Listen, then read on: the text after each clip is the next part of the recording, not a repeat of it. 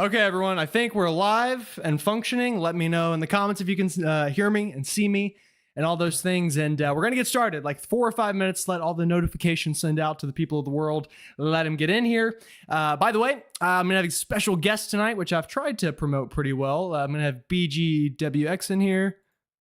And let me mute those. Okay, awesome. So that'll be good. We got a special guest, Weather Whiz from the Northeast, BGWX. Brady is his name. We'll be letting him in here in just a moment to start chatting with us. And starting off, I want to say thanks to our Tier 2 and 3 members, and really all members on the channel. We appreciate you, but Tier 2 and 3 members get their name displayed on this very special list next to me, so we appreciate y'all. Sorry for the couple of minute delay. True story, and BG can back me up whenever I bring him in here. I was sitting here drinking piping hot peppermint tea, not joking, and then I moved something on my desk and plenty of tea on my lap later, and this is the outcome. So unfortunately, my Good Morning Columbia mug is now trash. I've had it for a grand total of 5 days, so it had a good run. If we could all get a F in the chat for the mug, that'd be good. We would appreciate that. So that's how we're starting off the 2025 live stream, at least for the winter. Yeah, quite an event. Also, like the stream if you haven't. Let me know where you're watching from. Drop all those questions y'all got, and we're gonna try to answer them here throughout the stream. And should be a mighty fun time tonight. All right, so again, just gonna give it a couple more minutes for people to filter on in, and I'm going to instead drink my apple juice instead of hot tea because I did not have time to make another one. Darn, we'll get them next time. Hopefully, I can get a new mug. I'll have to, next time I go into work, I'll get a new one. The good news is, I don't think I have any major burns on my thighs. Thought so at first, because it had literally just come out of the microwave, the tea. But we got lucky there.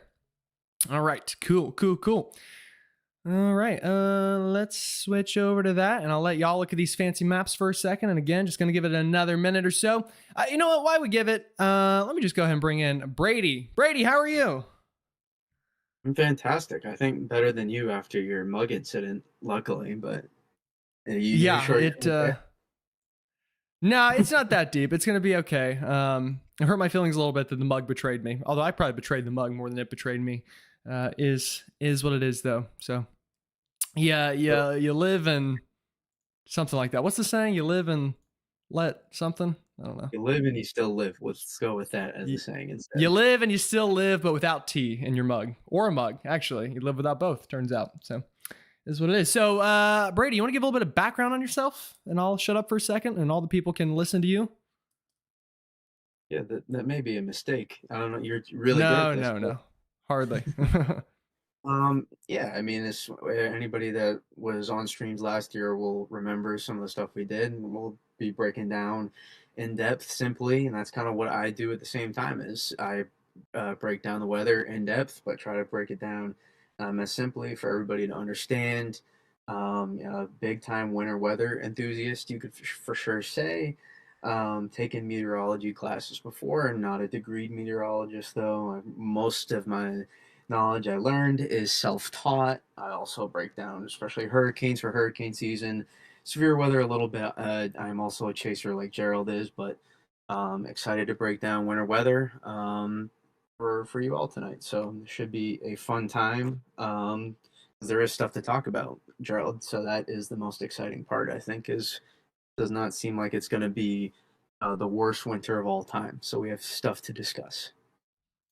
Yeah, I agree. I definitely don't think it'll be the worst winter of all time. Let's see where we got some folks watching from before we get completely started here. We got some folks, it looks like in North Texas. We've had some folks in Iowa. I know that. North Carolina. Obviously, a lot of you probably from North Carolina. If you don't know, I live in Charlotte. I'm also a meteorologist at WCCB Charlotte, so I'm lucky enough to call the city home and work here. Also, your weekend meteorologist at our sister station, ABC Columbia. So if you live down in the Midlands of South Carolina, good to have you here. Got somebody from Auburn, Alabama. Got the Iron Bowl coming up, so maybe you're interested in that. Athens, Tennessee. Everyone that says sorry for the mug, I appreciate that. Means a lot. We can send you a new mug. I appreciate that, Sharon. I'll get a PO box or something like that, and we can accept some mug purchases. We've got some folks for Camp Verde, Arizona, which so that's pretty far away. We got CJ in the Midlands of South Carolina, Love it. Binghamton, New York in the house. Delco, PA. So yeah, got some folks from all over. And again, as Brady mentioned, if you're from the Northeast, he's really your guy. So I will also say now, if you're not already subscribed to Brady's channel, it is linked here in the description. It should be, right, Brady? Also, Brady, if you want to post the link to it in the chat, I will pin it so folks can get easy access to your channel throughout the video. Yeah, I can do that. And I do. It's not just the Northeast, but that's just where I'm from. So that's what gets focused on the most. But we do a lot of Mid-Atlantic as well, and we do dabble a little bit into the Southeast as well. Basically, if you have questions on the Eastern Seaboard or even Midwest or wherever, I do my best to answer it. We're not big enough to avoid anybody's questions by any means yet. Maybe once we get to your stage, we can we can do that. But for the moment, I try to answer everybody's questions as best as I can. Right. Well, we appreciate that. I just realized I'm still sitting in tea, so if I wiggle at all or anything like that, the tea is taken over. All right, Brady, what's the first thing we want to talk about? Let's start with your stuff because I think that's going to be good, and then I'll just piggyback off some things you say. Actually, before I do that, let me explain what this is if everyone is new. So this is not a complete winter forecast. This is more of a thoughts on kind of the next month ish, probably now through, I'd say, what, Brady, maybe early January is about as far out as we can really give any sort of idea on. Yeah, I mean, I think we can go into how December and into January unfold a little bit. Beyond that, though, it just gets a little bit tricky, especially given some of the polar vortex discussion we're going to Mm-hmm. have eventually soon. I mean, that could honestly be your first topic if you wanted to dive into that first a little bit while I put the link here. But I do think that just beyond that, it's so hard. You know, you'll see some people say it's La Nina, this is going to happen. Mm-hmm. It's a little tricky to say specifically what beyond, you know, 4 to 6 week stretches is going to happen. Right. Yeah. And that's just the way weather is. So again, this is not a completely full winter forecast, but we are going to be breaking down, like we said, that kind of time frame and giving you our general thoughts. And something to note here as well is these are thoughts.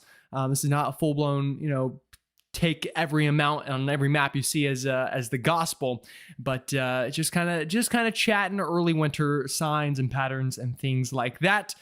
Is kind of what we're going to be doing here. So, Brady, the first thing I pulled up here is the EPS forecast for the. Oh, look at that! A super chat. Thank you, Charles WX. We appreciate that. Give it a heart. Everyone, thank Charles for the super chat. We appreciate that. We really do. So yeah, we'll start with the 10-meter U wind anomalies. I guess probably not anomaly. Just maybe it is an anomaly. I don't know. I think it's just the UN. Brady, you want to explain this map first off a little bit, and then we'll look at the link that you suggested for me next, or I'll put it up whenever you think it is needed. Yeah, basically, what you're seeing here is just a forecast of the zonal winds in the polar vortex. So basically, what we're watching right now for is a polar vortex disruption, meaning we have this. Gerald can even potentially draw a circle imaginary of like we have these westerly winds that often go around the polar vortex. Is that cold pool of air that we have up in the Arctic, and we often look for disruptions for potential interesting wintry weather.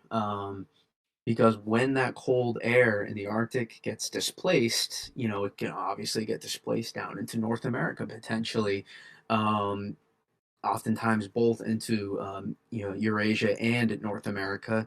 And when we see that happen, that's when we start those antennas start going up. And it's really unusual for this early to see a November polar vortex disruption. It's really quite rare, to be honest. It's not impossible. It's not like we haven't seen it before. It's just pretty rare. And so we're going to get an early start potentially to tap into this really cold Arctic air, and so we look for that reversal of the wind. So when they go from westerly to easterly, and they're pretty weak, that's when we look for that disruption. We allow for that cold pool to get disrupted of cold Arctic air. And so we're going to start looking here over the next couple weeks for that displacement of cold air to happen. To what extent you see some discussion of a sudden stratospheric warming event, we don't know yet. That's the best way I can describe it. We don't know if we're going to be able to do that, but we do know there's going to be a disruption. We are 100% confident on that, and that's something you can't often say, but we are near certain that that is going to happen. And so now we're going to be looking at potentially into the specifics, Gerald, the specifics of how this unfolds, and the potential for that cold air to get displaced into North America is something that we're watching for over the next few weeks. And there is a lag time if you want to talk about more about that and how that could relate maybe to somewhere like the Southeast, Gerald. Yeah, absolutely. There's definitely some lag time. I'll also say thanks to Charles WX123 with the super chat says, "Hey, if you have time, please tell me about I assume that's a zip code, which is for a portion of Ohio here." So let me pull that up and quickly just shout that out. So that's going to be West Central Ohio. So appreciate you tuning in, Charles. So yeah, polar vortex could affect you, could affect anybody, and we'll definitely talk about Ohio throughout the video, so don't worry about that. But there's definitely a lag time. That's one of the things to note here in the model. I've got some areas circled on this chart. That's where we start to see the wind anomaly kind of dip below zero a bit. And I will add, we've gotten into a lot better agreement. Like Brady said, this is still not a slam dunk forecast type thing, but the models have come into much better agreement, especially right here where I'm going to kind of circle it in. We'll do this red color on your chart here. Basically, every member of the European ensemble showing that we're going to get that reversal of winds, which, as Brady mentioned, helps to kind of separate the polar vortex and send some shots of cold air south. Now, one of the key things to note with this, though, is just because it happens doesn't mean that pocket of cold air is going to end up in your front yard or your backyard. It could send that cold air down to Siberia. It could send it to Europe. It could send it to the West Coast, the central U.S. It could send it to Ohio. It could really happen anywhere. So that's something to note whenever looking at these forecasts, but it is a tool to look at. And it does look like once we get basically towards Thanksgiving or so, we start to see that reversal back to the colder side. And again, it takes time to take effect. And I think that's going to be one of the keys to this forecast, Brady, is not all of this is something that just happens really quickly. It definitely lags a bit from time to time. We can get favorable MJO phases and things like that, but it needs time to kind of come into place. So that's why, while snow chances are up for some over the next, we'll even say the next 10 days, I think for a lot of us, we're going to have to hold off a little bit till maybe the middle and into the end of December. But that's a good point. And then this is a link from Brady. He brought this one up. It's a great one. This is the stratospheric polar vortex structure. So this is technically a forecast. And notice what happens. See how here at the start, it's a really nice clear circle. That's the polar vortex. As we go further ahead into time, see how it stretches and elongates and even little pieces of it kind of break off. Like right here, you can see one piece of that get kind of shot off in one direction. So that's something to note there. And just keep in mind, as it looks like it will start to break down. And generally speaking, Brady, the earlier it breaks down in the winter, the better, because it kind of stays a bit weaker throughout the winter, and it can be easier to get more of these disruptions as we kind of go further into time. Yeah. And to build off your last point too, there is a lag. It's imagine building a house. It takes time. You got to build the foundation. You got to work up. There's a lot of things that need to take place. Anybody that's ever had, additions or building a house from scratch knows that process. It can take a little bit. So you can see some effects right away, but it does take some time for the potentially, the overall product of what may happen. And and yes, what was your last point again, so I can go into that more? My last point was, well, let's see, what did I say? I said the cold air could end up anywhere. I also mentioned that if it starts weak, it can sometimes stay Yeah, weaker, and it's easier to get yeah, more of these shots of cold air. Yeah. yes, yes, and that is a very true point. So the fact we're getting it right away, eliminates some of that uncertainty of having to wait until January for a polar vortex disruption, which is good because it's like throwing punches. If in a boxing match, for example, if you can land some punches early, your opponent's going to be a little bit weaker potentially. Obviously it doesn't apply to everything in boxing, but there's No, just that as an applies to example. everything in life. If you just start punching things early, it helps out. Yeah, yeah, it's just an example. But like, imagine if you lose some, energy early on, it's going to be hard to build that back up, so to say. You keep taking punches. And that's what we get, when we get, polar vortex disruptions. We're throwing some punches into the polar vortex. And it's kind of cool how it works is, Gerald, if you pull up that 3D graphic again, this is a pretty cool process. Is imagine the polar vortex is kind of like a spinning bowl, so to say. And when you see that disruption happen, the bowl kind of tips, and that's when you see that cold air, that reservoir of cold air, get pushed out. And so, and depending on how it tips, and to the extent it tips as well, how major of a disruption, that plays a part in where exactly that cold air gets displaced. So let's say we don't have a favorable cold air displacement right away, that lag time we talked about, it could take some time, so to say, in order for us to get into a more favorable period. And even if we do get a favorable right away, and we don't know necessarily what high latitude blocking right away will have to say, even though I have some confidence how it will unfold eventually, I think, it's right away, you can't expect everything to happen all at once, with these polar vortex disruptions. So hopefully, for the chat that provides some context, kind of how the process works itself. Because I feel like there's such a disconnect sometimes. You just hear polar vortex and it's this dissociated, identity almost from what it actually is, if that's the best way to put it. You know what I'm talking about, right, Gerald? You just, you Yeah. see that people use it for like the clickbait and stuff online, all polar vortex, and it's Yeah. hysteria almost. And it's really just this cold air in the Arctic that gets displaced. That's really all it is. But makes for a heck of a thumbnail, doesn't it? So I'll be back with Absolutely. that polar vortex thumbnail. Y'all just give it time. It'll happen. All right, let's move on, Brady, from the polar vortex. I think we've beaten that to death. And you want to move to the MJO maybe, or what do you think? Or whatever you got on tap, I'm ready for. Yeah, we'll do that. All right, we'll move to the MJO. And by the way, towards the kind of later part of the stream, that's whenever we'll get into more of the model data on potential earlier snow, like the Thanksgiving storm potential that I've got my eyes on. So let's start with the MJO, though. The MJO, I'll give a quick summary, and then Brady, feel free to jump in at any point and add anything that maybe I'm forgetting. It's got 8 phases, so that's one more than 7, one less than 9 for everyone counting at home on their fingers. And there's generally this time of year, December, January, February, for the winter months, there are certain phases that are more favorable for winter weather, that is in the United States. That's going to be phase 8, phase 1, phase 2 for most of us in the East. And basically, you see on those maps, those blue colors, that just indicates when we're in those phases, we've got below average temperatures in the blue areas and then above average temperatures in the kind of orangish yellow areas.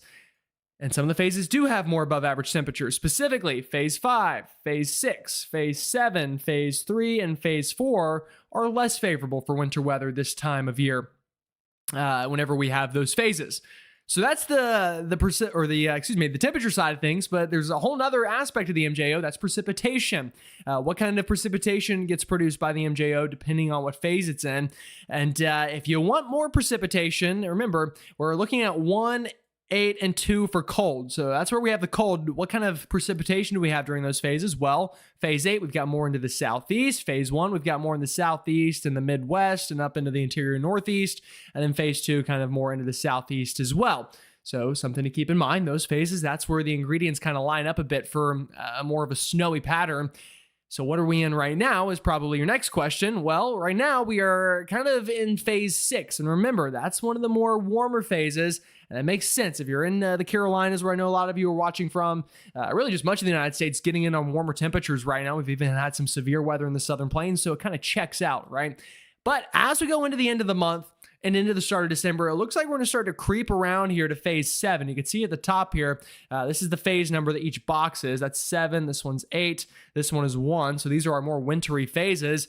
And to start December, we're in 7. Still not completely favorable. Once we get about a week or so in, we start to straddle that 8 line and get more into phase 8, at least according to our European ensembles here that are kind of running the math and running the numbers here. So that's a good sign for snow lovers. Once we get about a week or so into December, it looks like the pattern starts to become even more favorable for wintry weather. Should also add in and really explain what the MJO is. Basically, it's an atmospheric wave that just circumnavigates the globe year round. It's important for hurricane forecasting, obviously winter weather forecasting, as you're seeing here. It can be a pretty crucial tool to use. And if you're wondering what MJO stands for, it's Madden-Julian oscillation, excuse me. So it's just one of those teleconnections, as we say. So Brady, would you like to add some more in the MJO there? Yeah. And also too, for those in the chat curious, this isn't a winter. Yeah, I know a lot of people want winter forecast stuff. This is not like a clear cut. This is like if you care about what's going to happen with winter over the next 1 to 2 months, this is your bread and butter right here. This is kind of what we're going into. we're not going to just say this is how much snow your hometown is going to get exactly to a T, because that would be lying to you, because we don't know exactly what's going to happen. We can give our best guess on what it's going to unfold, but I'm seeing a lot of comments on the chat, so I just figured I would address it. Mhm. So it so that's the best way I can describe kind of what we're doing here, if that wasn't clear enough from the start. And then also in terms of the MJO, to go off what you were saying, Gerald, something we keep an eye on too is often in weak La Nina, and we'll talk about the QBO as well, easterly QBO, which we are in. I know some of this stuff is dense, but I promise you, Gerald and I do our best to be as simplified as possible. So this is as easy to possible as understand. And if you don't, just trust me, ask what this may be, and we will be sure to go even more simplified for you to understand. But basically, during a weak La Nina and easterly QBO, which we'll talk about, we tend to see it lag more in phases 7 and 8, and slow down, which could be favorable to extend, chances.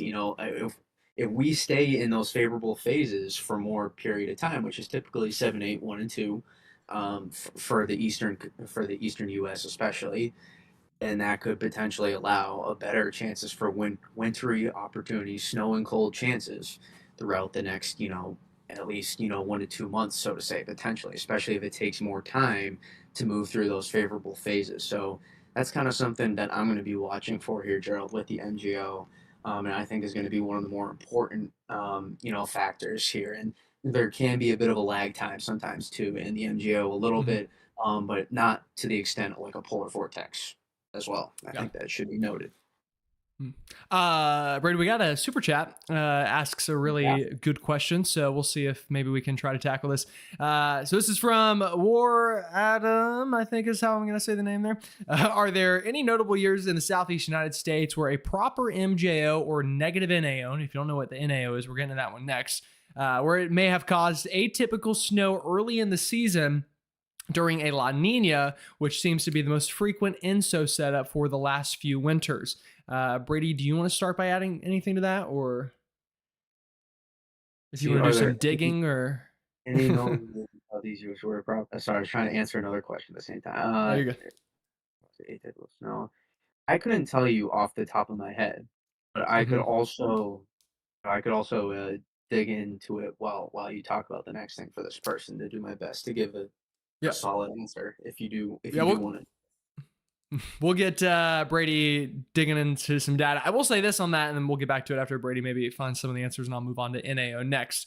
Did it most frequently, and so said, yeah. So I will say this though, also, we've been in La Nina for a while now, which means it's about time for some El Nino winters, and we're going to get to that in a second. So obviously, if you're in the Southeast, a lot of us did get some surprise snow earlier this year. Here in Charlotte, we had one of the earliest traces of snow. In fact, fun statistic for Charlotte, anyone nearby, we actually had snow this year before we ever found freezing, which I'd be willing to bet that's probably the first time that's ever happened. It snowed in Charlotte this year, or this winter.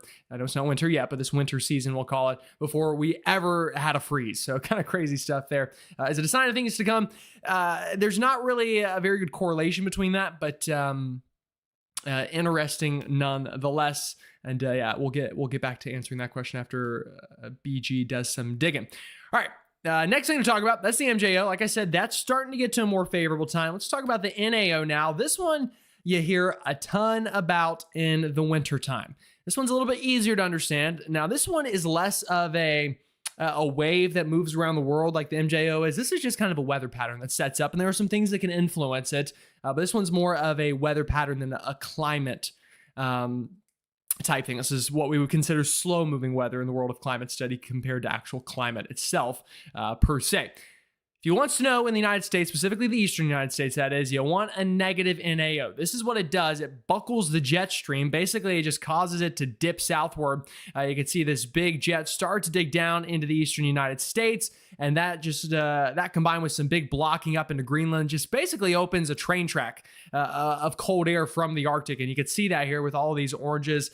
Oranges, that's not orange, that's purple. Excuse me. Sorry, I'm colorblind all of a sudden. With these purple colors and blue colors working south into the U.S., Also, that combined with kind of the way that troughs generally work out with that setup, you can get some pretty good East Coast storms. The subtropical jet can kind of begin to interact with the polar jet, and you can sometimes get some pretty good nor'easters with a setup like that. Here's the thing with the NAO, though.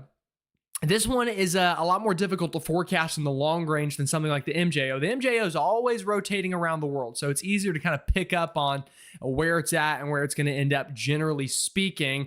The NAO, though, we have to look at on more of a close time scale. Now through about the end of the month, the NAO looks to be turning positive. So that's the opposite of what I just showed you. That's what we call zonal flow, where the jet stream's just kind of flat. We don't have the dips like the one I just showed you, and we get, generally speaking, more boring weather. Now, it's not all the time, but most of the time leads to more boring weather.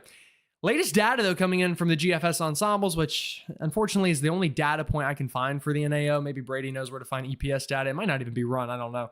I should probably look into that. But either way, most of the members showing a sharp drop back to the negative around the first week of December. So let's go back over things. We know we want negative for snow. We know it's not going to be that through about the end of the month, but it starts to turn negative right around the first week of December. Around the second week of December, the MJO gets more favorable for snowfall. So we're up to 2 teleconnections to start to say things could get pretty juicy in December. That's a good start. We'll take it for sure as we obviously get a little bit further ahead into time. Let's talk about another thing. Let's talk about the ENSO. This is another tool to use. Actually, before I do that, Brady, did you want to add anything on the NAO before I run off without you? I know you're back behind the scenes doing God's work. But I found some stuff to answer that person's question. Okay, December go for it.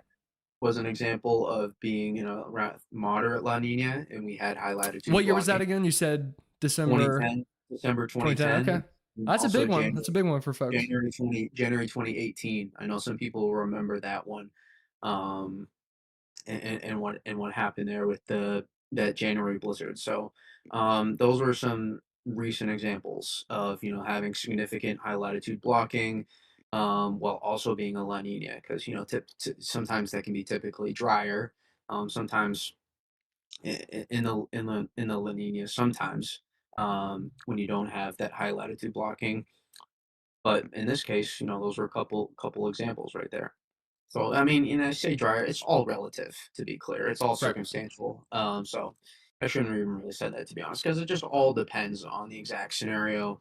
Because adding on to Daryl's point about the NAO, it's not necessary to have a negative NAO always. You can still get, even into the south, believe it or not. Yes, it's possible into the southeast.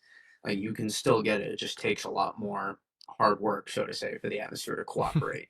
And especially for if you live in New England, the Northeast, or sometimes even the Mid-Atlantic, a negative NAO isn't as necessary as somewhere like the Southeast needs it, because you need that strong block to funnel in that cold air, so to say. But New England, Northeast, you have a little bit more margin for error sometimes. That's just in general too. Yeah, that's just climatology at that point. It's just higher latitude. It's going to be colder, so it's easier to get snowstorms up there than my friends down in Charlotte, where it feels like we haven't gotten one in maybe, I don't know, I think the dinosaurs were here last time we had a good snow in Charlotte. More frequent storm tracks for the Northeast. That's just how it works for snowstorms. It's just climatology. Jesus. All right, let's get to the ENSO now, and then we're about running out of things, the boring stuff to talk about. We're going to get to the fun stuff here soon. All right, so there's 2 types of ENSO data, and I know I'm throwing out every acronym possible. Unfortunately, meteorologists like to just have alphabet soup. Trust me, as somebody who's had to get the degree and go through the process, we love alphabet soup, which makes things very annoying. But right now we're in a weak, but nonetheless still an La Nina pattern into the entire world, basically is how it works. And kind of a fun backstory on how we discovered the difference between El Nino and La Nina is basically what happened forever ago, back in the 1600s or so. What would happen is the fishermen in Peru would go out on their boats that they had and would start fishing. And they started to notice we had these cycles where for a couple of years, there'd be really good fishing out into the equatorial waters there off of Peru. And then it would go away for another couple of years. And, this was long ago when you couldn't run to Harris Teeter or Food Lion or Wegmans or I don't know, whatever kind of Casey's, whatever grocery store y'all have wherever you live. Although Casey's isn't a grocery store, it's a gas station, but point stands. So it kind of mattered whenever there wasn't food showing up for a while. And basically, they connected the dots and they started to realize there was a climate pattern ongoing. And what happens is whenever we have a La Nina, what we're in right now, we have cooler than average waters into the equatorial Pacific or the Nina region, the Nina 3.4 and some other regions that we analyze. And when that happens, we generally have a more boring winter. Right now we're in that. However, as we start to go further ahead into time, basically all of our model data is showing this starting to go up and get closer to El Nino. Now, we might not fully hit it this year, but we're starting to move away from the more unfavorable La Nina that we've had for some time now. So that's a good sign also for snow lovers in the eastern United States. Another super chat, need a shout out here big time. Appreciate you, South Charlotte Services, I believe, right? Let's see, I think I've even got you on our supporter tab. So thank you. Appreciate that so much. Mean the world to me. It helps out a lot. It says, mad loving respect, Gerald. Great guest. Just got in. My only question is why we had such huge snowstorms in the 60s, 70s, and 80s, and then it just died off and we got nothing now. I guess that's the only question I have. Well, it's a good one. I'll give you that much. It kind of comes down to the patterns. Again, folks, sometimes you have really big El Ninos. In fact, in the 80s, in the 90s, I want to even say probably back, Brady, you might know, in the 60s and 70s, there were years or gaps we had massive El Ninos, and that comes back to this ENSO data, and that's really favorable for winter storms in the east and the southeast, so that helped a lot. We've yet to have a big spike, a big El Nino so far this decade. Really the past 15 or 20 years or so, we've yet to have a super strong one. Like we had one in 96, 97, which, yeah, guess what? That's the winter that we had the, storm of the century, I believe, or maybe it was the winter prior. Either way, it was close enough. So it checks out and adds up. So that's one of the big reasons. A lot of people also point to climate change. I won't get completely into that topic, but that could also be influencing it a little bit as well. But I'll stay out of the politics of climate change and leave that to everyone else to discuss, which dumb, it needs to even be political. It shouldn't be, but that would be my answer to that. Brady, did you want to add to that at all? No, I think you he said no. You covered it pretty well. I'm doing a little bit more research on the side myself, but no, it all plays a factor. I mean, you look at it, that the 80s was pretty quiet for someone here in New England as well. I mean, I wasn't alive for it, but you just go through phases of at times where you just have quieter periods of snowfall. Like 4 or 5 years for New England, the better part of it, I'd say more southern New England, for example, into New York City, it's been a little bit quieter since probably about 2022.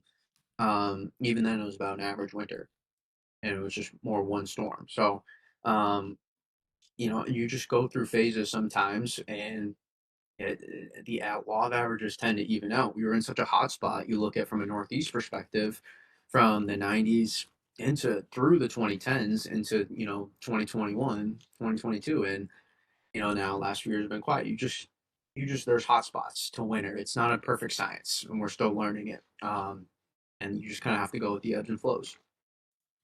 Yeah, and that's absolutely right. I mean, think about it. New Orleans doesn't generally get a lot of snow, but last year got a foot in a blizzard. So, things happen, things change. You just get into patterns. Maybe last year was a start of maybe a snowier pattern in the south. We'll see. Again, starting to trend back towards El Nino, so that could absolutely help out. All right, Brady, is there any more climate stuff you want to talk about? That's kind of what I had on the climate side of things and the teleconnections. I think you had some sea ice stuff as well and some East Asia stuff. We want to talk about that before we get into the actual, model data over the next 10 days or so. I think some of that stuff plays directly into hand with some of the teleconnection stuff. So we can slide right into that because that directly connects to that stuff. Awesome. All right. Okay, folks, we're getting to the fun stuff now. So we're about to get to the point where we're going to really start answering questions in the more near term. Again, want to say thanks for all the super chats so far. Y'all mean the world to me. This obviously helped me do this. and get up early in the morning, record these videos, and do these live streams late at night. And we'll hopefully have a lot more of these this year. And I agree, Brady is a wonderful guest to have. So happy to have him here. And if we get a big southern snowstorm, I might bring in my buddy Mitch West again. We did it last year, and y'all loved that. I think we had like 2,000 people in here at one point, so that was insanity. But we'll see what the winter ends up bringing. All right. So we'll start with this. This is our 500 millibar height anomaly map over the, also, let me answer this. Storm of the century, that was 93, right, Brady? I think I said 96 by accident. I think it was 93. Yeah.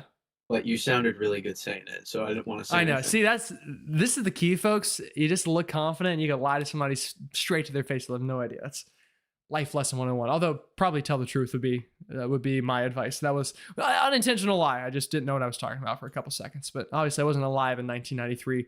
If you couldn't tell by my baby cheeks that get brought up pretty often. So that's my excuse. All right, let's go. Yeah, Brady agrees. He agrees with the baby cheeks. You know what? You should have seen. Some of you probably did off topic, but it's all right. We got plenty of time, right? I got nowhere to be. Whenever I had my headshot taken for my job at WCCB, I posted it on Twitter, and I think Brady quote tweeted it. He was like, "Oh, look at that baby face, the first 8th grader ever to be a TV meteorologist," and I thought that was pretty funny. So, and not far off, not long. Just got out of 8th grade last year, I think, is what it was. So, kidding, everyone. I'm kidding. I'm a very grown 21-year-old. Pretty middle school. Right, yeah, just fresh out of middle school. That's what it is. All right, okay, back to the actual weather stuff. I think y'all are probably done with me rambling about nonsense. All right, next to me, this is the GraphCast GFS model. This is one of the new kids on the block, if you will. This is one of the AI models. So there's kind of 2 types of models out there. We've got physics-based models. That's your typical Euro, your typical GFS, Canadian, Icon/German model, UK Met, the normal stuff. And then you've got the new kids. These are the AI models, which are starting to make headway in the world of headlines and things like that. What are they showing? Well, we'll start with this. We've got a pretty warm pattern over the next 5 or so days for most of us, and I'll kind of stop looping this. Actually, you know what? I think I pulled this up. Let me do this. Let me use the Euro AI model. Let me go continental. Now we're going to see behind the scenes pulling things up. 500 millibar height anomaly. All right, so what does this show? All right, this is well, I guess I'll do the GraphCast since I had that. Let me not tease you and then not talk about it. That'd be mean. All right, here we go. So we've got ridging in the eastern United States really now through about Monday or so. And that's these, I always say heat miser colors, especially this time of year, because the old cartoon where it's heat miser, snow miser, the Christmas cartoon that is. So the heat miser colors, that's ridging, that's warmer air. Obviously kind of makes sense whenever you put those 2 things together. The blue colors, those are the snow miser colors. Now, that doesn't necessarily mean it's snowing everywhere it's blue on this map. It just means it's a pocket of cold air and generally speaking can create some storminess on the right-hand flank of them. Now, you're not going to get, a lot of lift here on the backside, but on the right-hand side of these blue blobs is generally where you get your storms to kind of feed off that cold pocket of air. That's now through early next week. That's Monday. Then we get a switch up and we start to get this big pocket of blue and it looks like a mega trough. Probably, and I wouldn't say probably, is the strongest shot of cold air we've had since the start of the month. Remember, I think it was like the right around the 5th through the 10th of November, we had that big shot of cold air. It's been pretty warm since for most outside of the Northeast, where that cold air has hung on pretty well, actually. It looks like the next big shot, though, coming right after Thanksgiving and tries to hold on for a little while. So, Brady, let's start with that. Let's start with next week, Thanksgiving week. A lot of folks probably traveling, going places. Do you want to give a quick little synopsis on what you think, and I'll pull up whatever maps you want me to? Yeah, probably the Rutgers snow globe one next. I can talk about that. Okay. So you can keep the model for now if you want. We talk about that. Oh, Talk about that next if you want. I want to answer your all right. question. Okay. Yeah, so it's just more. The key with we gotta remind people too. The model biases right now are on full display. So there is some variance to what you're gonna see unfold. Very likely. So just for those that do like to check the models, just keep that in mind right now. That one of the model biases we're seeing, especially in the medium to long range, is we're seeing it similar repeat offender as last winter is models, unable to predict how strong that cold air is holding on. So, especially on the backside of systems, the staying power of that cold and the Canadian snowpack that is built in now, which we're going to talk about in a second, is really starting to have an impact now. I believe on guidance, and we're probably going to continue to see that take place here. Maybe who knows? Maybe fairly consistently throughout the winter. So that is something to keep an eye on. And then as it relates to next week, I think the key is how much of a bias is that going to play out because there looks to be potentially one to two multiple impactful systems to keep an eye on. And they'll each impact the next, so to say. I think one is around that we were talking about midweek next week, and then you have to keep an eye on the backside. There's been some fantasy runs on the backside of that as another pretty large trough swings through, but there's still so many questions about the specifics of how that plays out. So keep an eye on for multiple waves of energy. You could say, to simplify it, Gerald, right, to move through next week, and we'll be keeping an eye on what the storm potential could look like there. I don't even want to go into specifics, so to say it's definitely going to be interior storm, or it's going to be a coastal. I don't think it's even worth that right now with given where guidance is at. But I will say I would lean towards more of interior for if there is going to be snow. With at least the first system. The next one, I don't know if there even will be, a storm at all with that. It could just slide right off the coast. So that's kind of where my thoughts are for next week. Yeah, I like that. I think that's good. I will briefly talk about though with next week, and I'm sorry, I'm just looking over some other data that I haven't looked at quite yet. Yeah, okay, cool. I want to talk about the setup though. We're not gonna, we don't need to get into specifics on things like rain, snow line. It's way too soon to even pretend to do that. But I think it's okay to at least look at a simple 500 millibar height vorticity map and show you what the general thought is here on this one. So I'll talk about this a little bit, and again, Brady, feel free to jump in at any point in time. All right, here's the thinking next week. We've got a bit of an active subtropical jet, and most of the models agree, at least broadly, on this pattern I'm going to show you. Obviously, specifics to be desired at this point, but something worth talking about. We're going to have a subtropical jet, gets a little active. Looks like we're going to have some energy in the mid-levels around Sunday and Monday that works right through the heart of the country. However, our polar jet is lagging behind. So that system looks pretty warm for just about everyone outside of maybe your North Dakotas, your Minnesotas, and up into Canada. What it does, though, is drags down that colder air by right around Thanksgiving. This is Thanksgiving afternoon. You see this big, fancy eyeball-looking thing. That's a big trough of cold air that starts to work in. This could definitely kick up some lake effect snow. I'm pretty confident in that right around Thanksgiving or after. I think the lakes kind of get turned back on here for a time being or so. And that kind of works on through. And then what folks are kind of talking about a little bit is, can that system right around here pick up some subtropical energy? We've got a lot of difluence over the eastern seaboard, but if there's no energy to be grabbed from the subtropics, then you're not going to get a big storm. That's why if you tune into this morning's video, I showed you, and again, I put a lot of context on it, but I showed you the European model had this big crazy snowstorm. It was able to scoop up some southern energy is basically what ended up happening. The afternoon run wasn't able to do that, and so it's more of just a lake effect event. So that's the general setup that we're looking at. Obviously too soon for any specifics, but Brady, did you want to elaborate on that at all, and just the general setup? Obviously too soon for any real details. Yeah, you saw, that first system plays a huge factor in how the next one could play out because there's going to be a system. It's just a matter of, whether or not it's a setup where we can get actually any precipitation, to take place over um, the Atlantic, let alone over land. So, Right. just because you have a trough swinging through, a deep swinging trough for sure, a trough with a lot of dig, we like to say, that doesn't guarantee, or amplitude, if you want to get fancy, it doesn't guarantee that you're going to get, a snowstorm out of it or a precipitation at all. So that's one thing we have to watch. And I'll add on to that first system is, Gerald, a lot of times we see is models tend to overdo the shot of warm air over the Rockies on a lot of these Mm. systems and the push of the Pacific air. So like we talked about with the biases with models right now, I'd keep an eye on to see how much further southeast that system can get pushed. there is going to be a clipper, I will say, early next week. I forgot to mention that could provide some light snow for people in the Northeast and New England, especially New England. The focus would be on New York and New England pretty much. So there could be some light snow event at that time frame that you see on screen right now. Um, it would be very minor, so it wouldn't be like a snowstorm or anything, so to say, but just something you can keep an eye for any New England folks. And then beyond that, as you start playing this through, you'll notice that how much warm air is actually going to be able to get pushed so far northeast so quickly. I think that will be something that I keep an eye on in terms of models and see if my theory on potential model biases comes to fruition as well.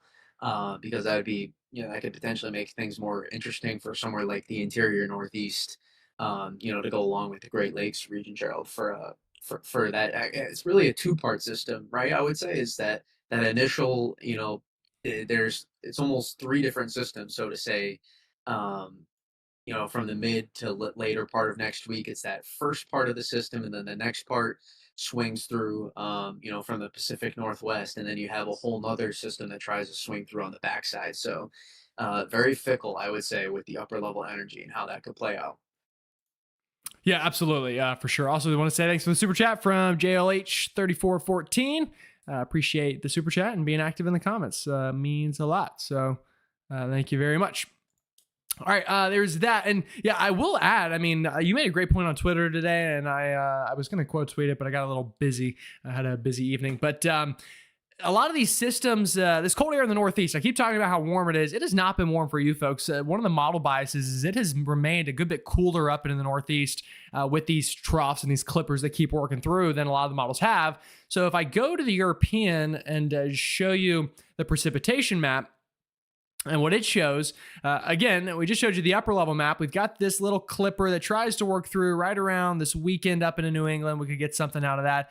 Watch right here. And Brady mentioned this on Twitter. This is a great point. This is as early as tomorrow night and into Saturday. We've got some cold air locked up to the north. We've got not far to the south some precip. So if we keep seeing these trends of stronger cold air up in the Northeast, maybe you can get these little overrunning events. We had that earlier this week in Pennsylvania where we had a little bit of snow.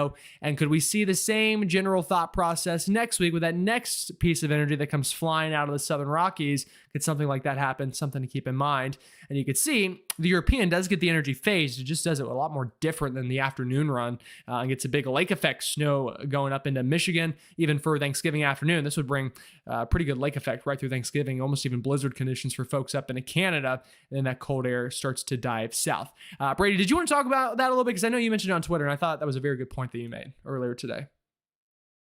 Yeah, we're just consistently seeing, I talked about it a little bit just before, but we're just consistently seeing models right now in the medium to long range really underestimate, um, I would say, the depth of the cold air, and especially the northern and northeastern part of the countries right now. And it's just a consistent model bias we've been seeing even maybe 2 winters ago, to be honest, but for the better part of last winter until the spring, and then also this winter as well. What we're seeing so far, and not even winter, I guess this late fall. So that's going to be something that I continue to watch.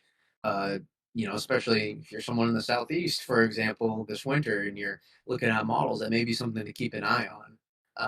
In terms of how things progress, it's just now's a good time to start locking in on model biases for the rest of the winter.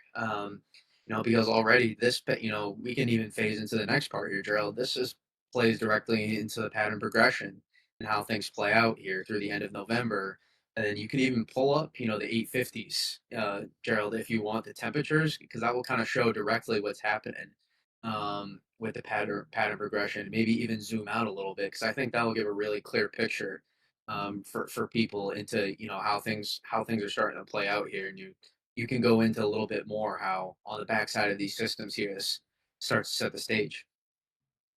Yeah, and you can see that. That's a great point. If you look at the 850 millibar temperatures, Like I said, we've been getting, actually, before I do, I do want to say next to this super chat, Storm Runner Jared with a super chat. And they have a question, Brady. I think we can both answer really quickly before I elaborate on what you just mentioned. I always try to immediately get to the super chats if they pop up. I don't want you folks waiting too long on us. So Jared here says, what are your thoughts on lake effect snow? What do you think we could see, or do you think we could see a good amount off the Great Lakes this December? The lakes seem warmer this year, so can that leave a bigger impact this season? You know what? Let me pull up a map for that. I'm going to pull up temperature anomalies on the Great Lakes. Let me put that on the side real quick while I pull this up, folks. Brady, if you want to just kind of... Yeah, Are he they? was absolutely. Okay. They have been above average a lot. Might have changed a little bit, but they might have even been record high earlier this fall, if I remember correctly. So I feel like we say that a lot more frequently now. But that's I really do think this is going to be a good, regardless, a good lake effect opportunity for the Great Lakes. Somewhere like upstate New York, especially. I think that's something that I would be pretty content about in how this plays out. I think regardless if you get the major lake effect events, I think you'll get some consistency. In that, in terms of as we go into the end of November here and into early December, just because, right, those fast moving short waves coming through, especially if you get a phase on one of those, regardless if it's an inside runner. That's the beauty of lake effect snow. You don't need to care about the storm track. It's just about what happens after. So to say you're gonna have a good shot to get some snow. So I would say I like the odds, and it was something I was actually gonna bring up for lake effect snow over the next few weeks here. It's hard to say beyond, to be honest, because we'll have to see how the upper level energy pattern plays out, so to say. Um, but in the meantime, I like the prospects of it. So if you do live in the Great Lakes, you do live near the Great Lakes, that's something I would be definitely excited about. Semi excited. You don't want to get too hyped. Right, never get too excited around here. Bad things happen when you get excited in these parts. But as a fan, you right, get excited, but the you forecast. you know what? Be excited. Be an excited person. Go for that. That sounds more fun. But yeah, great point. It is above average. You can see the temperatures here. We've got some 50s in Fahrenheit here on some of them. We've got so that's around 10 degrees Celsius. And what happens, folks? The way we measure lake effect potential is the difference in temperature from the air that works over the lakes from the actual water. If you're running 10 degrees Celsius or about 50 degrees Fahrenheit, and you've got 28-degree water moving over that, that's more than wide enough of a gap to get plenty of instability going. So that's why we've already seen some good lake effect. And like Brady mentioned, the storm track, obviously a big part of it. You can even see here on the European from this afternoon, taking advantage of those very warm waters right after Thanksgiving. And again, don't take this as a forecast. This is just general, potential. And I'll show you the ensembles next to show you that this really could play. What happens, you get these big low pressures that kind of ride up in here. And again, it could start anywhere. It's a matter really of just where it ends up. If you've got the cold air, though, flowing over the lakes and it's at the right angle, you can get big time lake effect bands over here. And that's showing up on the European from this afternoon, showing Michigan really getting it good, and then eventually even the Erie area to the Tug Hill by around Black Friday. If we look at the ensembles too, it's not just the European that shows that. This is a better tool to use at this time frame. This is the chance of at least an inch of snow falling within a 24-hour period. Again, kind of quiet for the next little bit. You've got some clipper systems up into New England. You got some big snow up into the Four Corners, the higher terrains of it, at least here over the weekend. Then comes that lake effect potential, and check out the probabilities explode. This is Thanksgiving into Black Friday. I mean, you've already got an 80-90% chance of seeing accumulating snow up into the UP. Pretty good numbers into the Western Shore, especially northern. Buffalo, Erie, that 50 to 70% range. The Tug Hill already running about a 50-60% chance of accumulating snowfall by about a week or so from now. And that's something I think the pattern supports pretty well, really going forward until the lakes potentially freeze over, but that wouldn't happen likely till January or February. So that's my thoughts on lake effect. And Brady, did you want to add any more to that before we move No, on one to last something? thought to go off of that is, Gerald was talking about why that's important, that difference, because the greater the difference, the more significant lake effect potential you can get. Typically, it's about 20 to 25 degrees Fahrenheit, right, Gerald? About 12, 15 degrees Celsius. You look for that Mm, difference in temperature. Um, typically from the to lakes to about 850, for example, millibars in the atmosphere. So just the the low levels of the atmosphere to the surface is what you're looking for, and you're looking for that strong, deep Arctic cold air to aloft as well often. And so when we get that as well, that combination of strong cold air aloft with a good temperature gradient, that's what allows that those lake effect opportunities to present itself. And that's why, yeah, I think we're going to get storm tracks favorable enough to get a wind direction off the lakes to support, we call it LES, lake effect snow potential over the next few weeks. Yeah, good old LES. And if I can find some time, I should have some free time right around December 10th through 20th ish during the week. I'm hoping we get a big lake effect storm and I can fly up there and experience lake effect for the first time. I've yet to do it, so I'm gonna try to get that off the I bucket have some list here videos. soon enough. Not to cut you off, Joe, but I have some videos on Yeah. my channel. If anybody's curious of what that kind of looks like. I've done a couple of lake effect snow chases before. They're pretty fun. They're pretty fun to witness. Yeah, that sounds awesome. Definitely, obviously, go check that out. If you haven't already subscribed to BG's channel, do that. By the way, it's linked in the description. It's the pinned chat. We'll have him on plenty this winter, and he's getting close to 1,000 subs, so let's get him there. Obviously, you can tell he knows what he's talking about. So good stuff there. I forget what we're talking. We're talking about 850 temperatures, right? Yeah, I think so. So yeah, we've got a lot of these troughs already that are continuing to drop some cold air into the Northeast. And then here comes Thanksgiving. You see that big surge of cold air that gets chugged on down. And I'll be honest, I think after Thanksgiving, the cold's going to it's going to be here for real, especially up into Canada, the Great Lakes, the Northeast. And that's good news for folks to the South. I think we're really going to start to lay some snowpack right around the start of December. Now, we could have a pesky ridge stuck over the Southeast itself. That wouldn't surprise me too much. But something to keep in mind there for sure. I'm going to pull up also, Brady, the long range ensembles over North America so we can kind of talk about how the pattern may evolve going into December. Absolutely. If I can get it here. Let's see. 500 millibar height anomalies. 12Z. Let's do this.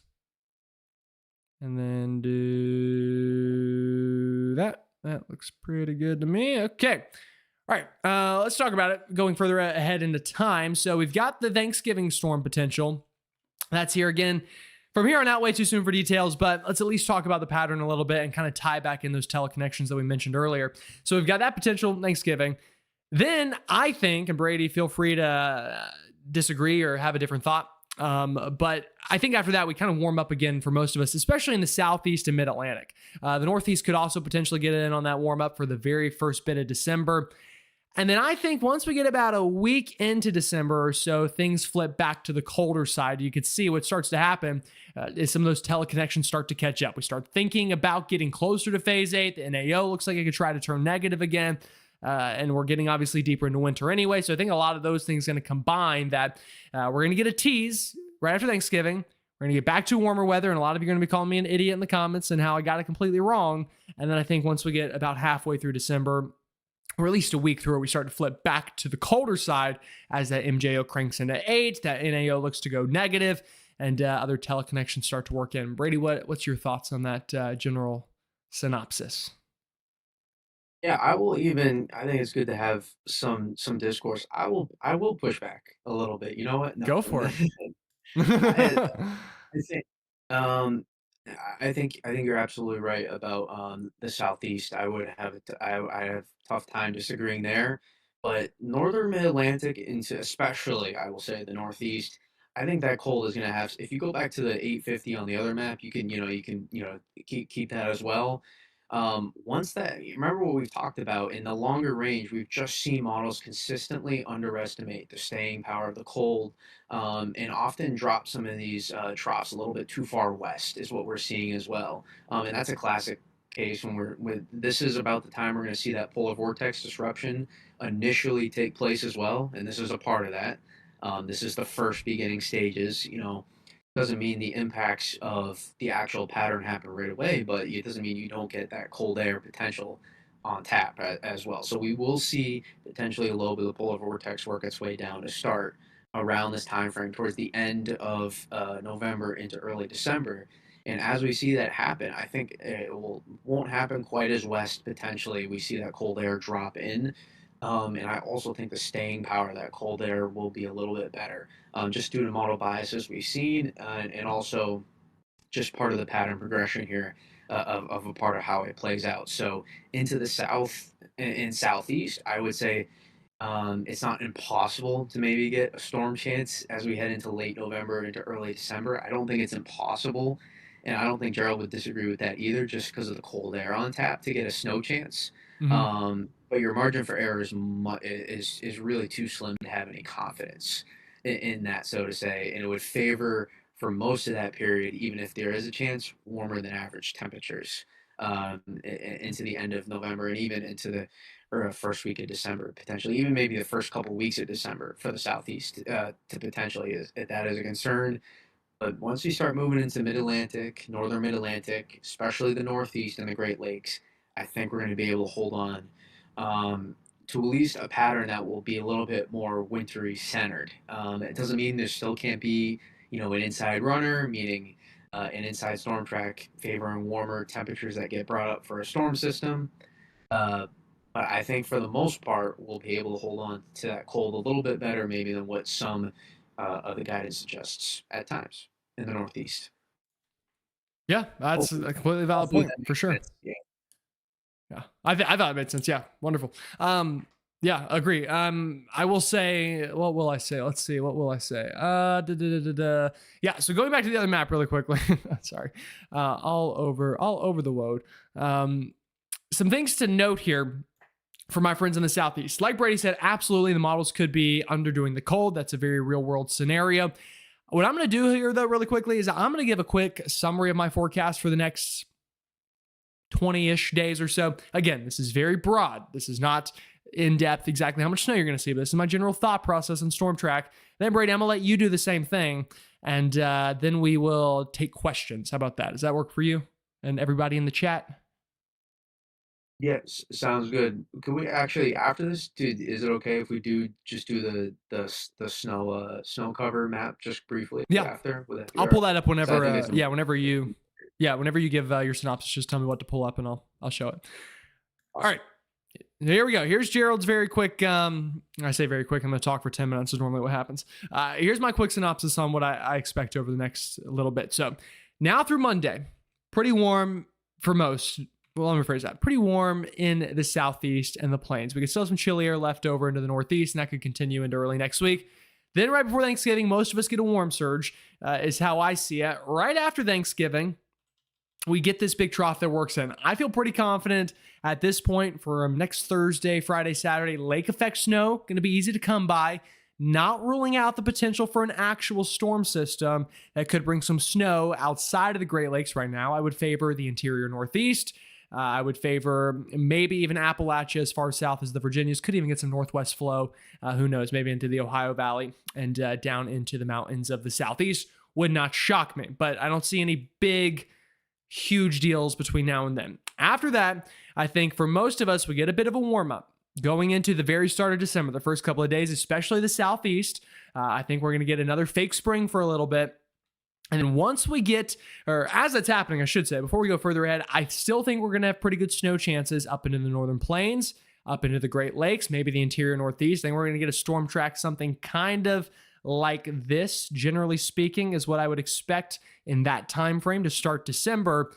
Then once we get about a week or so into December, I think we're going to start to get the NAO to come our way. We're going to start to get the MJO to come our way. Obviously, ENSO slowly changing already. And I expect at that point, we'll say from December 7th onward, it's anybody's ball game. Anyone's going to have a pretty good shot at something all the way up through potentially the end of December, maybe even into the start of January. It's kind of the thought process that I'm running with right now. So, that means some of us are going to have to wait a little bit longer. I think my friends in the Carolinas, Georgia, Alabama, some of these southern states, maybe watch from afar, be happy snowpack is being laid up into the Dakotas, Minnesota, the Great Lakes, the interior Northeast. Coastal Northeast, You've got a chance, I'd say. After Thanksgiving, I'm watching that, and then you really got a chance through the rest of December. One final map I'll show you on my end to kind of just back that up, and then I'll give it back to Brady next. Let me move that over and then pull this over so it looks a Mira, little what bit do you think cleaner. too for thunderstorm chances in the southeast, right? I think that could be a possibility through the end of Yeah, November, early December. Maybe briefly just absolutely. talk about Yeah, for sure. Absolutely can do. In fact, I'll just pull it up on this map so I'm not going back to tropical tidbits and changing things a sorry lot. to cut you off. But No, no, it's good. that Yeah, is those things I wouldn't have even thought of. Yeah, let me pause the map right here. So, obviously, already getting some severe weather into the southern plains. We've had some of that. So, getting a secondary severe weather season, fall severe weather season doing its work right now for some folks. I think early next week that continues. You can see, here's the thing, anytime you got a trough kind of working down here where we've got this blue colors and you got a big ridge out in front of it, that's almost always going to give you some chance of severe weather in the southeast. This time of year, especially during these transitional times, your springs and your falls, that's a pretty good forecast, because what happens is it's, well, pretty simple. You've got warm air coming up with the ridge and you've got the lift over with the trough. Those two things combined are enough for severe weather. Then I think severe weather chances die down for Thanksgiving and after. Then for the start of December, well, what do we have? It's the exact same pattern, trying to start that same process again, where you've got this ridging to the north. You've got troughing back out down here towards the west. And what happens is, again, you got a lot of lift over a lot of warm air advection at the surface, higher dew point values. It starts to feel muggier. So severe weather chances definitely could get bumped up here right after Thanksgiving, I think, or really to start December, I should say. I think the weekend there, your Thanksgiving, your Friday, your Saturday, probably chilly for most and not very severe weather like. You can probably even see this. Let's see. The EPS is a really good combination plot. Let's see what it shows. This is the European ensemble throwing all the severe weather ingredients, your cape, your wind shear, and things like that together. What does it show? Well, let's take a look at it. Again, you got some severe weather already ongoing this weekend, maybe some severe storms into the southeast. Would not shock me. And then again, early next week, you see another little bump up, like I suggested might happen. You get a little bit of a break again for Thanksgiving as that cold air works in. And then you start to see, it doesn't look like a lot here, but it's also further out, so you're going to get more dispersion. But you see how the severe weather line, generally speaking, tries to start pulling north again. So I think that's a great point there, Brady. Thank you for bringing that up. And I'll also say thank you to Rita for the super chat. We appreciate you very much. She says, White Christmas for Central Jersey. We'll hope so. We'll hope so. I mean, I'm not going to say it's going to happen. Definitely not saying that, but maybe one of the better Decembers probability-wise for something like that, given the data we're seeing. Definitely have had worse Decembers for that potential. We'll see. Fingers crossed, White Christmas for Central Jersey. All right, Brady, what's next? You, I guess? Did you have something you were going to say before that, or do you just know? Oh, I was going to show the ensembles for snow. Yeah, I was going to show you this. This is the same thing I showed you earlier with snow potential. This is the Thanksgiving day after or two, or the day of. You can see there's the snow potential into the Great Lakes. That works in.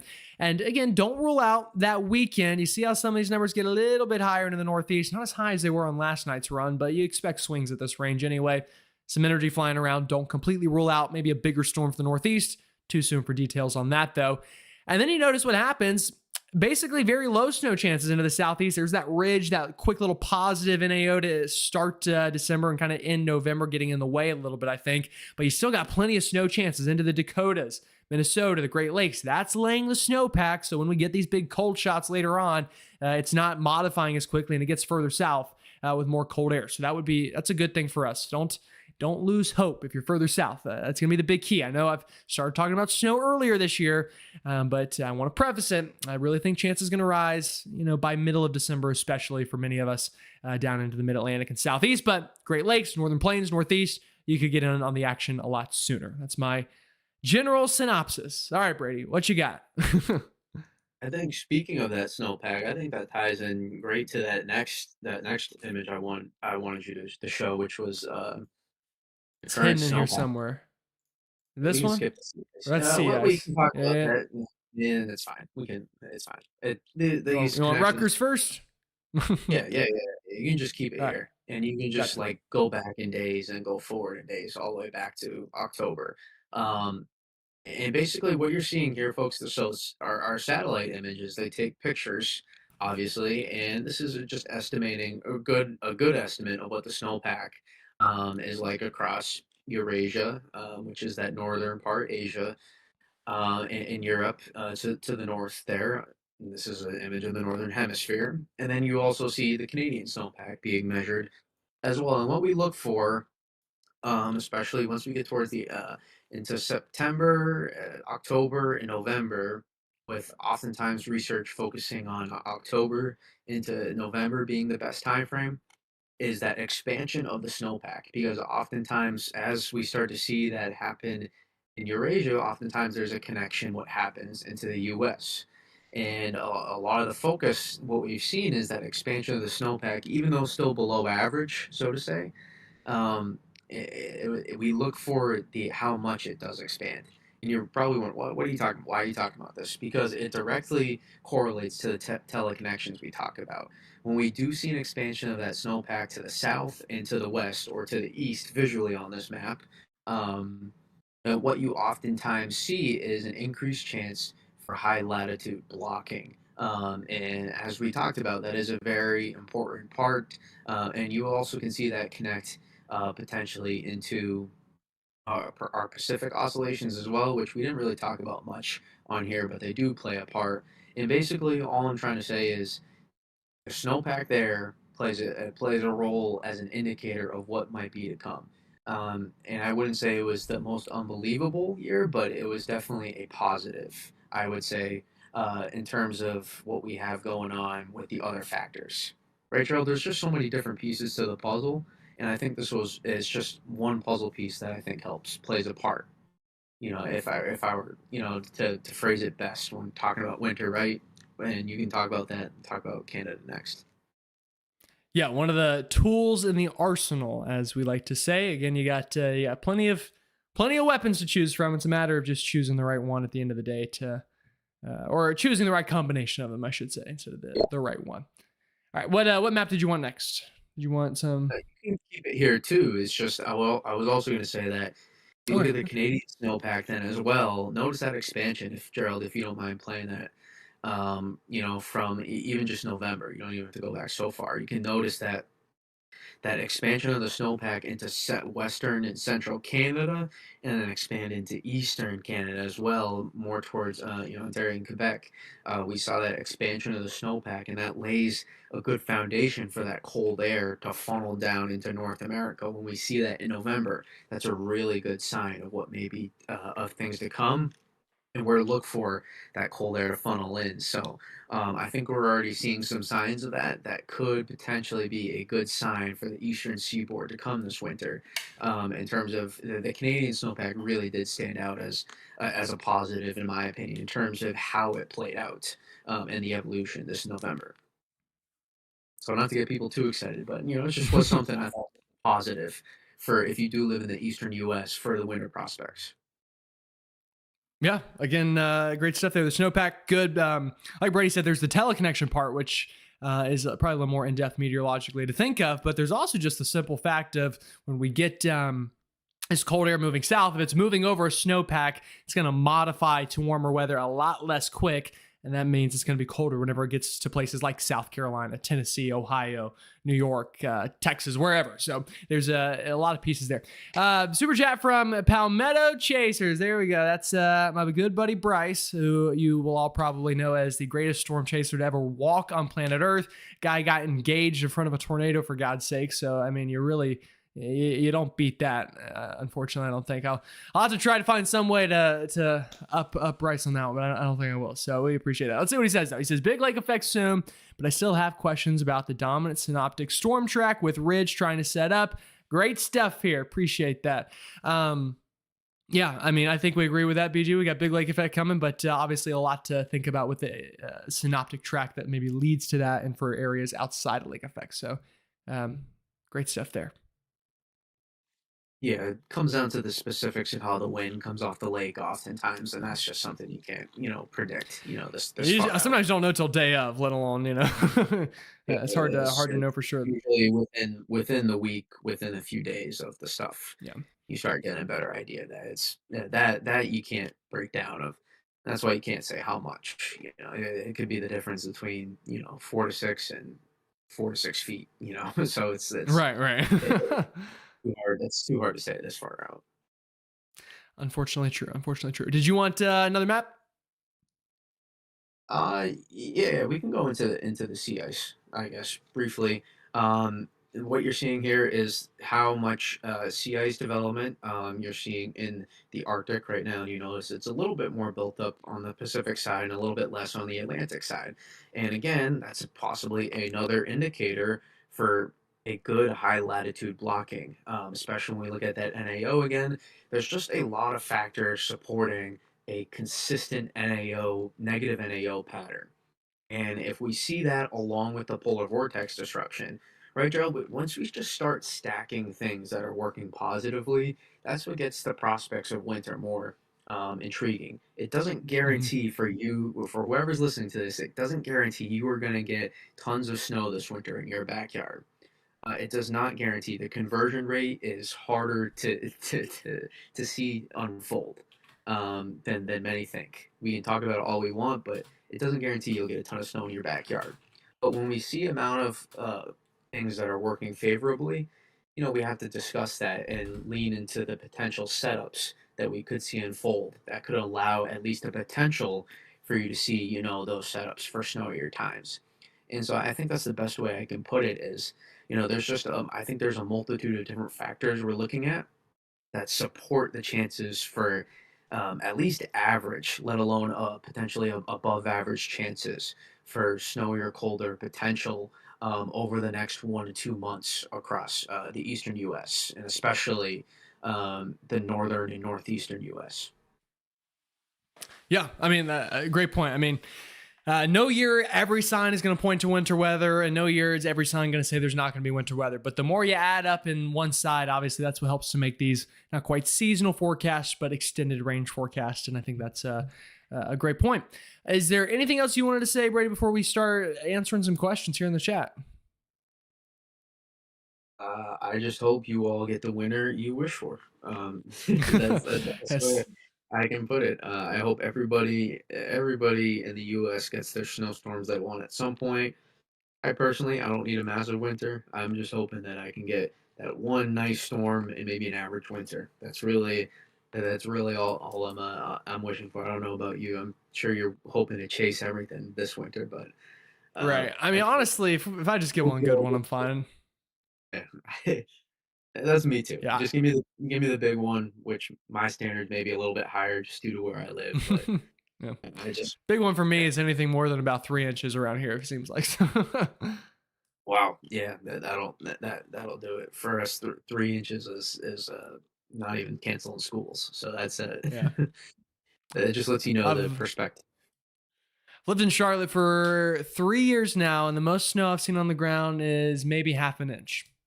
So if that says anything about how the past couple Half winters an have inch is a gone. lot for some people. That's good for some. Yeah. For the southeast, the people in the Great Lakes are just laughing at us right now. Yeah. While I know, they right? accumulate feet of snow a month.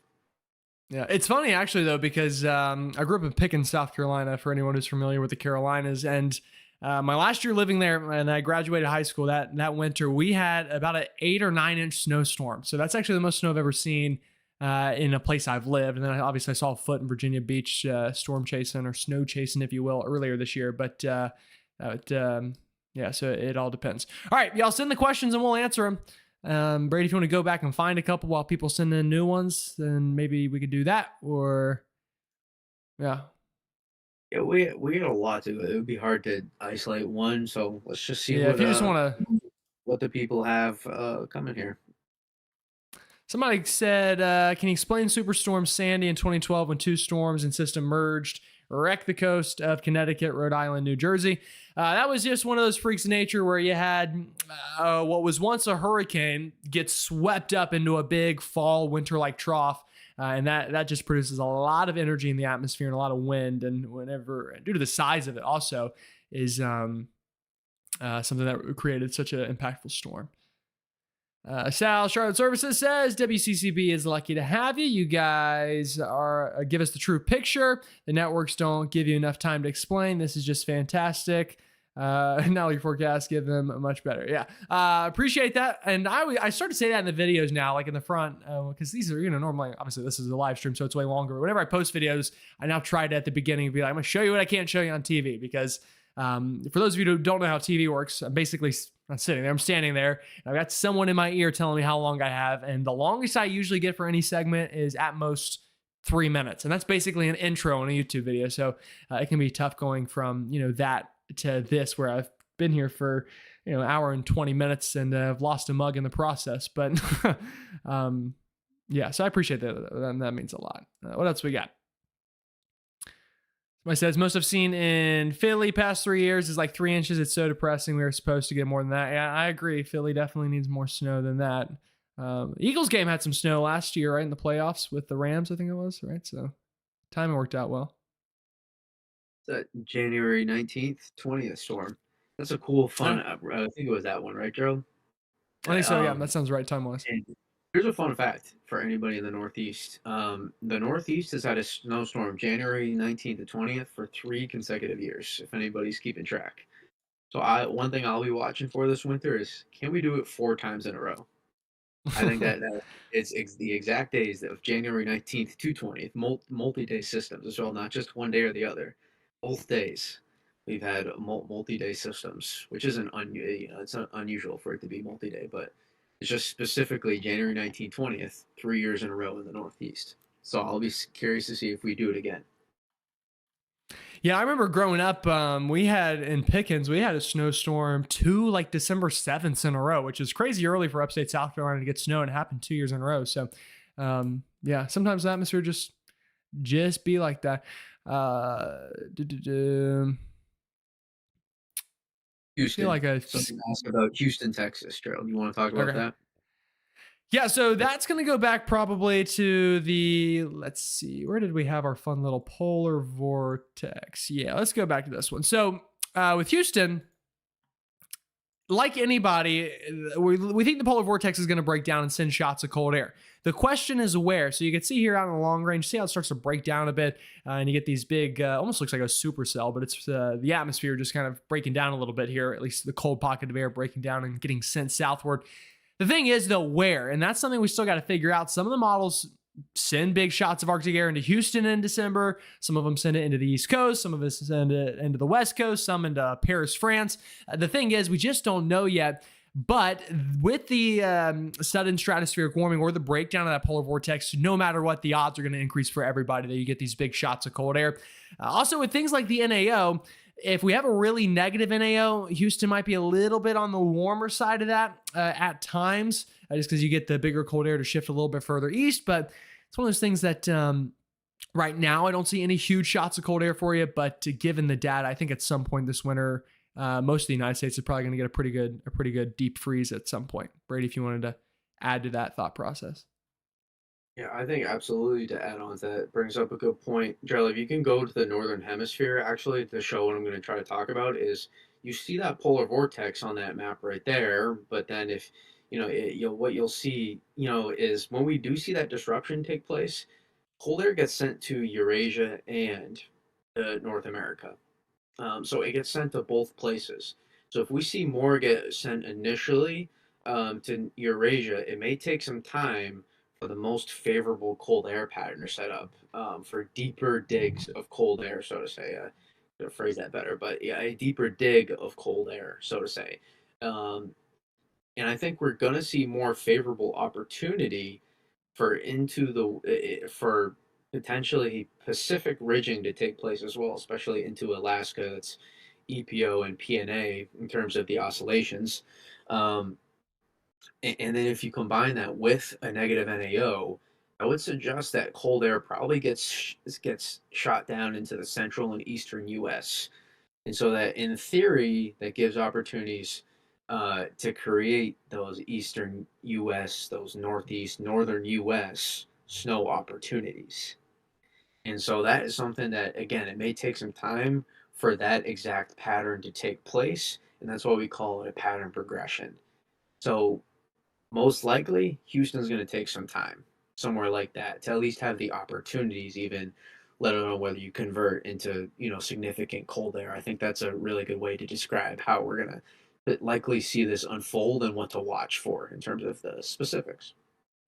Yeah, great point. Can Philly see a white Christmas this year? It's possible.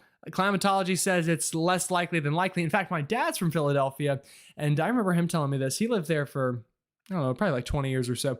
And he said I can't remember if it was none or one white Christmas he saw, yet he saw one whenever he lived in South Carolina, whenever I lived in Pickens, because we had a white Christmas in December. Well, obviously December, right? Shocker, because you have a white Christmas in January. But in 2010, I think it was the year. So, yeah, climatology says it's unlikely, but it's possible for sure. It's definitely not ruled out yet. Something like that. How much snow in Des Moines, Iowa for November 30th? Too soon to know if it'll even snow in Des Moines, but the storm track could bring something. We were talking about this at the beginning. Des Moines is one of those places that, it just comes down to where does the low pressure end up going? There's a lot less, I would say, factors maybe teleconnection wise for a place like Des Moines. Brady, did you want to add anything to that? Yeah, Iowa is a place where you oftentimes you're not going to be able to get into any of that Great Lakes snow, and you're also oftentimes those big, those blizzards, those big snowstorms that happen by the Rockies. You're just kind of in between, so you're really oftentimes hoping for, um, those more zonal flat kind of systems, and hope one can kind of dig a little bit and amp up, and maybe you can get a double-digit snowstorm, but usually it tends to be just more moderate systems. So I would expect some opportunities potentially later as we move into December, maybe as we start getting more into middle to later December. But I would favor a little bit further north potentially, and east into the Midwest. I would favor over the next 2 to 3 weeks. But not that you can't get an opportunity. It's just Mhm. that's where I would favor. Yeah, for sure, for sure. Sorry, I lost. What would your reaction be if you got 3 feet of snow in Charlotte? Well, here's the thing about being on TV is as much as I love exciting weather, I got to work a lot harder when there's exciting weather. So it'd be super fun, but I'd be probably working 20-hour shifts. So that's one thing. Can Cleveland, Ohio have a white Thanksgiving or any right after herd lake effect? I think it's possible, Brady. I think Cleveland's in the mix for that lake effect right around Thanksgiving or right after. Cleveland usually gets lake effect with the rest.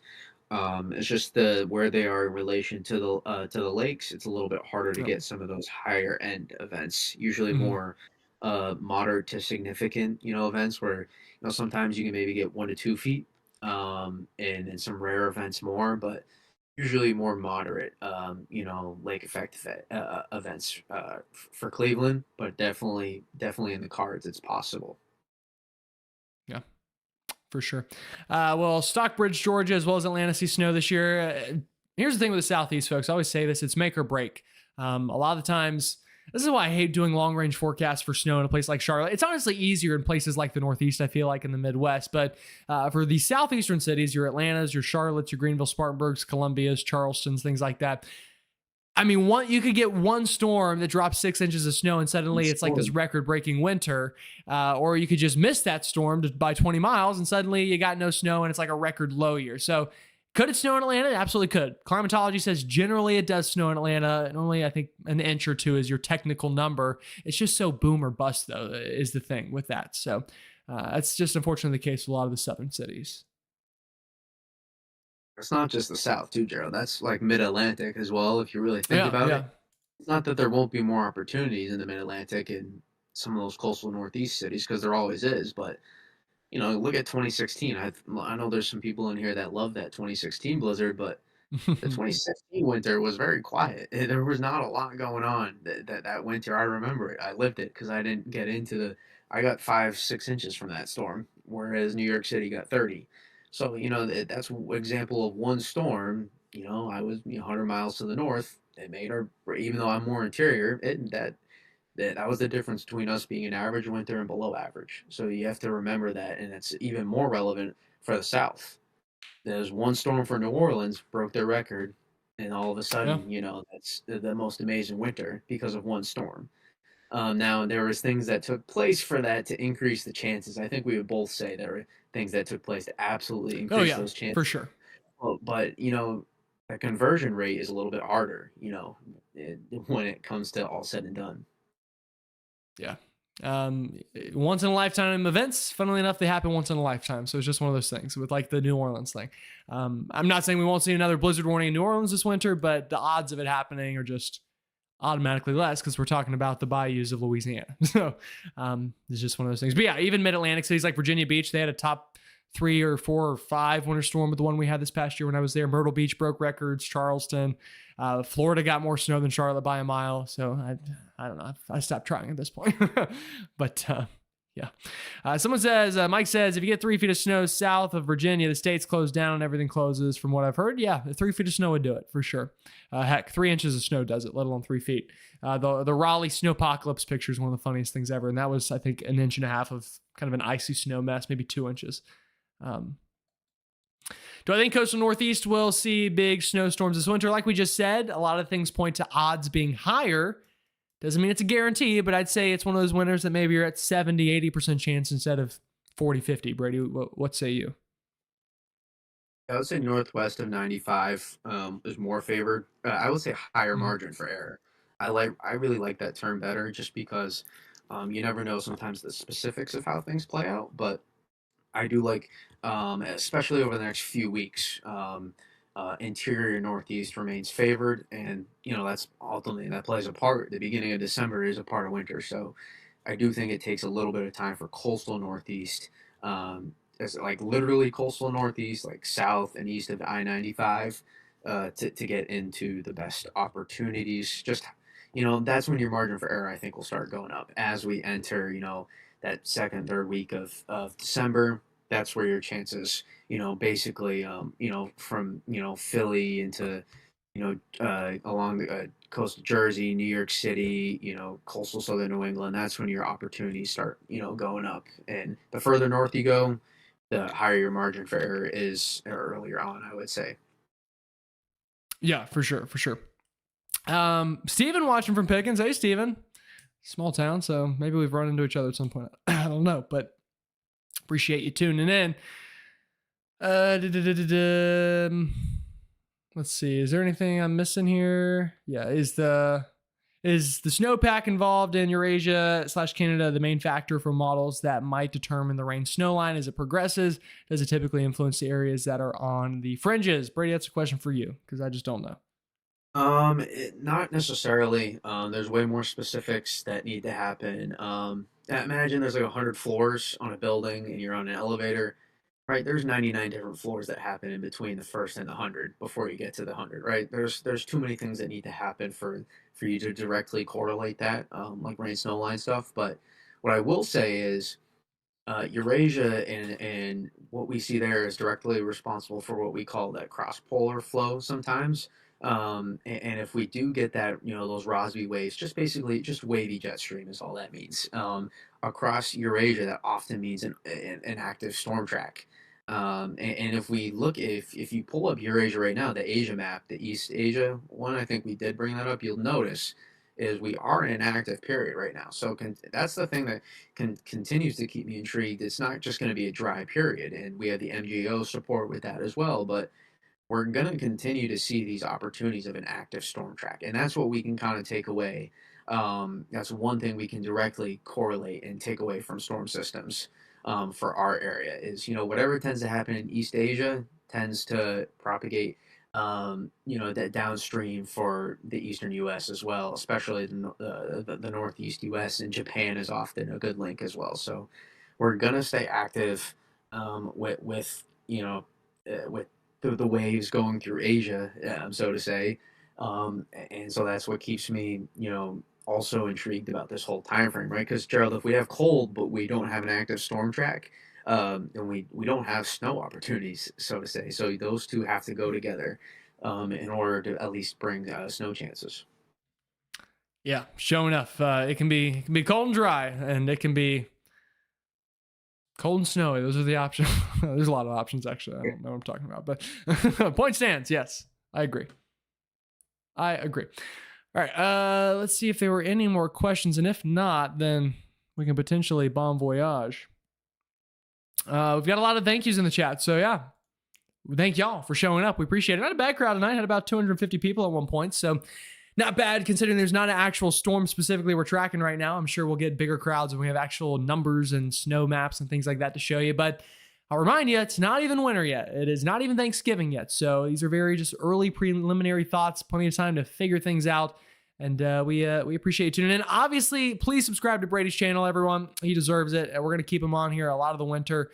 And let's get him to 1,000 subs. He's getting closer and closer by the day. So if you can do that, please do so. Again, it's linked in the channel. He's got great breakdowns that he does on his own from time to time and things like that. Brady, anything else you want to say here at the end before we bon voyage into the night? I think if you take one thing from this is that it will be the next couple weeks probably continue to be transient in terms of the pattern. As we go into early to mid December, I would say your margin for error starts increasing the further south and east you go along the eastern seaboard, but it's not guaranteed or locked in by any means. And then as we start getting to mid December into January, I think that's our peak time frame over the next couple months here. I think that is our peak time frame because that is what I think will, like we talked about, there's a little bit of a lag. I think that's when, that margin for error for that lag to get resolved, maybe there's a better term, but I think you kind of get what I'm saying, right? That to get resolved, so to say, so that we can get all those favorable pieces we're talking about to start lining up, kind of so to say. And I think that is, once we start seeing those line up, that's when we start really increasing our chances, for opportunities and specifically converting setups, not just getting setups, but converting setups. I think that, second, third week into December through December into January will be our best time frame based on just everything we've talked about. I think that's what past history supports. That's what the current stuff and the models are even hinting at down the line too. Even though Gerald and I both despise sometimes long range modeling and the biases there, I think that is the clearest takeaway that I can give for people in terms of how this evolves. Yeah, absolutely. And I really do think right around Christmas time should be rocking and rolling, at least with storm chances to track and things like that. So if it seems a little slow the next 2 or 3 weeks, or we'll say about 2 weeks or so, maybe 3, be patient. It's on the way. It's on the way. I really do think middle of December looks pretty juicy, given a lot of the teleconnections and data that we are seeing. A couple of just last second questions that came in here. A lot of people saying thanks. Somebody said, will the winter be El Nino or La Nina, I guess, or El Nino all season? Right now we're La Nina. We're switching to El Nino. So, and we're in that transition period. And then Gerald, what's the expectation for the Raleigh area this winter? I think a lot of chances for snow. They won't always hit, but a lot of chances at least to watch. All right. Well, folks, that's all we're going to do tonight. Again, subscribe to Brady's channel. He will be back on this channel at some point as well. So don't worry, I'm not going to get rid of him forever, but we are going to end things here for tonight. So appreciate y'all tuning in. Again, we'll see you again. I'll be back tomorrow with another video on the channel. Go subscribe to Brady's channel. He'll have stuff for you, and we will see you around. Y'all have a great night.